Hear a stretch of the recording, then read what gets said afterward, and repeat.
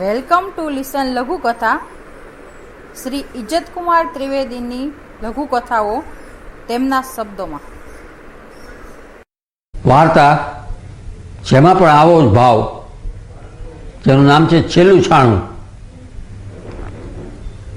એમાં મા વગર દીકરાને મોટો કરે છે એનો બાપા, અને બાપાને એમ થાય છે કે હવે દીકરો મોટો થઈ ગયો, કમાવા ખૂબ લાગ્યો સારી રીતે, બાપાની આખી જિંદગી સંઘર્ષમાં જ ગયેલી, એટલે છોકરો પણ એમ ઈચ્છે છે કે હવે બાપાને હું સુખ આપી શકું છું સારું.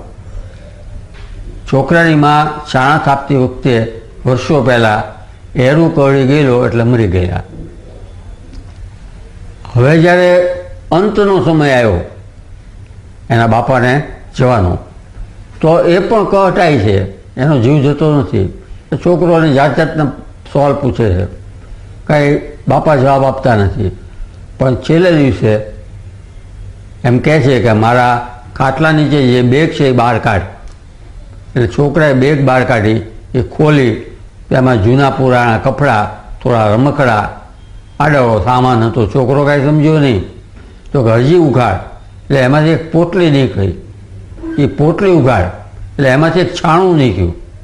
એટલે બાપા એમ કહે છે કે બેટા, આ છાણા ઉપર જે આંગળાની છાપ છે એ તારી માની છે, એટલે મને અગ્નિ દા, તેનાથી ત્યાં વાર્તા પૂરી.